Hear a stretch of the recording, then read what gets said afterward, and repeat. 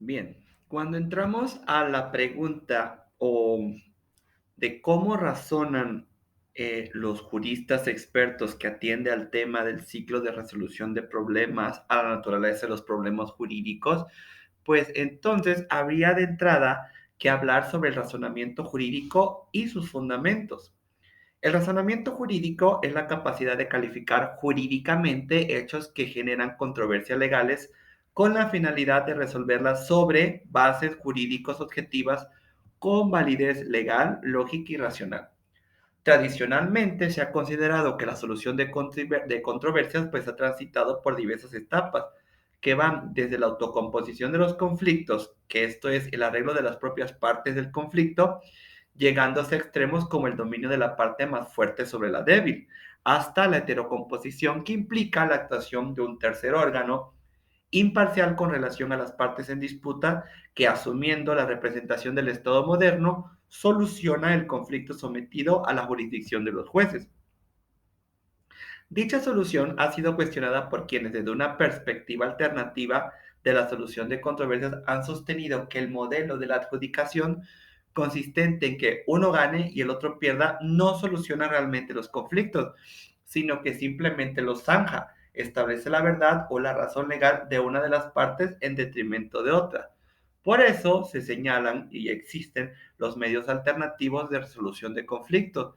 Si buscan un modelo de la forma uno gana y el otro gana, empleando la negociación, mediación, incluso el arbitraje.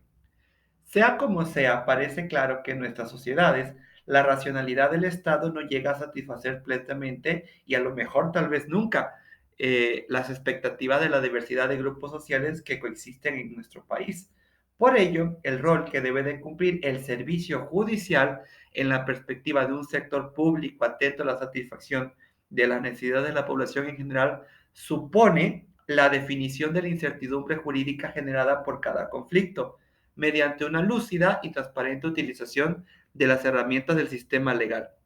Para ello, la fuente de legitimidad del sistema jurídico de un país se sostendría en el acuerdo y respeto de que la población en general guarde a su constitución política y al ordenamiento legal que ella preside. Sin embargo, en México, esta condición se ve retada pues muchas veces por los vicios que existen dentro del sistema jurídico mexicano. La coexistencia este tipo implica una distinta racionalidad de cada uno de los que presenten o quieran que se les resuelva un problema que debe estar, y esto debe estar atentamente apreciado por el operador, pues al razonar un caso al interior de un sistema jurídico como es el sistema mexicano. Ahora bien, la noción de sistema legal alberga todas las normas jurídicas válidamente sancionadas por las entidades con capacidad legislativa, que respeten los principios de constitucionalidad y legalidad, que se mantengan vigentes en el tiempo y que incluso actualicen el sentido de su interpretación, ya sea mediante sentencias ejecutoriadas cuyos principios trasciendan los detalles concretos en cada caso, para aspirar a sentar una doctrina jurisprudencial.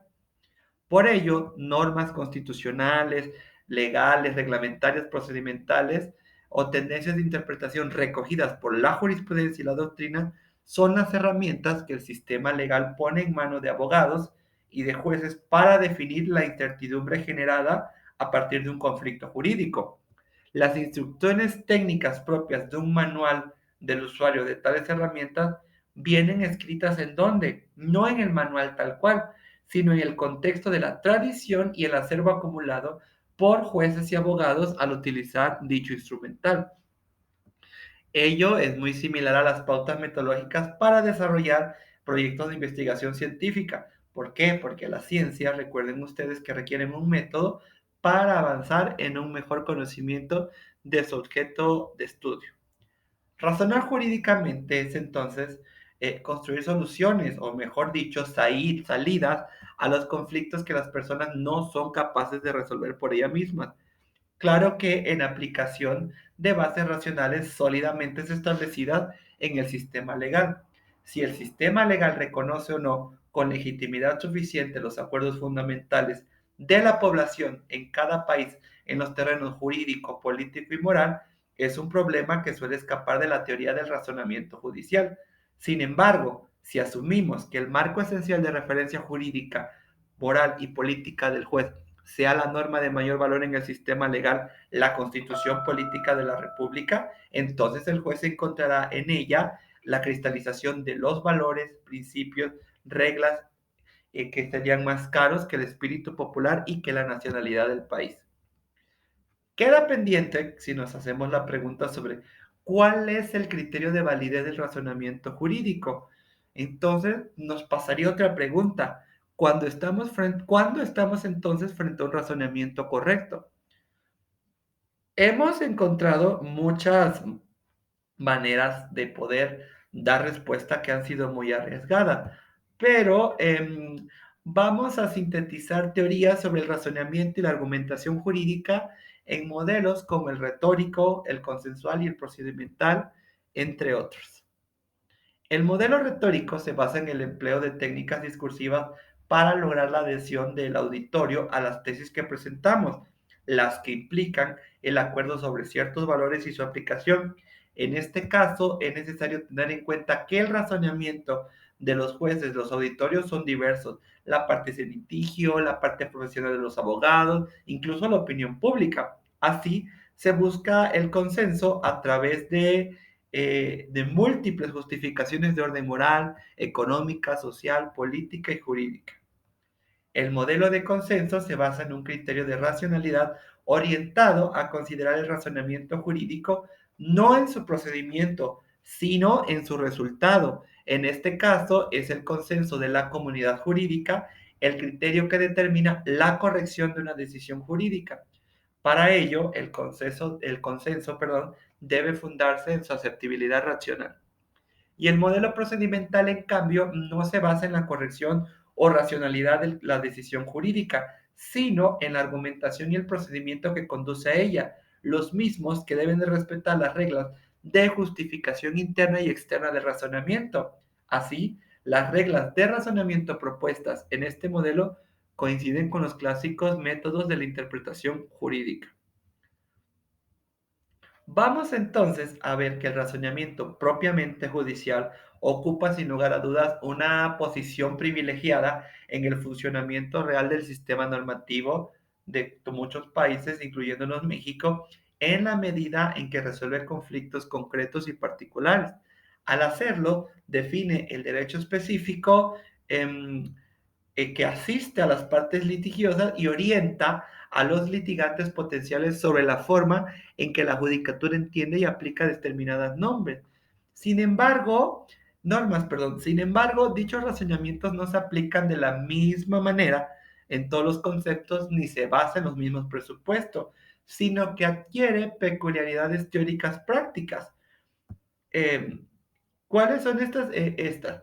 Las normas en vigor para decidir sobre un caso es una decisión interpretativa. La determinación de hechos que influirán en la decisión es una decisión probatoria. Y la incorporación de hechos a normas aplicables, pues viene siendo la decisión final. Ahora, si hablamos sobre la decisión vinculatoria, la libre decisión y la decisión legal y racional, vamos a ver que la ideología de la decisión vinculatoria obedece a las políticas liberales ya del siglo XIX y al pensamiento del positivismo jurídico. La ideología de la libre decisión judicial nace como antítesis a la anterior, supone la crítica de los ideales liberales por los opositores socialistas que relevan el conflicto entre la libertad formal y la desigualdad en materia de clases sociales. Por eso llega la ideología de la decisión legal y racional, que es un compromiso entre la ideología vinculatoria y la ideología libre. Distingue los momentos de creación y aplicación del derecho. Reconoce en el legislador su rol de creador y en el juez su rol de creador complementario, ponderado y razonable, no en el momento, en el momento de la aplicación de las leyes. Insiste, y esto es correcto, que el juez no debe escapar al marco jurídico impuesto por el legislador, pero que tiene un cierto ámbito discrecional para recrear o co-crear el derecho en casos concretos. Podemos afirmar entonces que la ideología judicial que ha primado en la cultura jurídica imperante en México desde el siglo pasado, pues correspondía a la decisión vinculatoria. Y no solo en México, sino en América Latina. Y ello supone el fuerte formalismo y literalismo interpretativo que un buen sector de nuestra judicatura practica hasta nuestros días. Sin embargo, contemporáneamente puede y se han visto y observado cierto desplazamiento de magistrados y jueces hacia una concepción teórica más cercana al modelo de la división legal y racional. En la realización de dicho tránsito, los elementos más influyentes de la cultura judicial y de la cultura nacional deberán de ser tomados en cuenta en la medida en que nuestra sociedad se acerque a un modelo de autoridad basado en la legitimidad no solo de origen, sino también de ejercicio, y que esta última sea una legitimación no autoritaria, sino basada en razones aceptables, la cultura legal, al menos mexicana, se irá aproximando al modelo de la decisión legal racional. Gracias.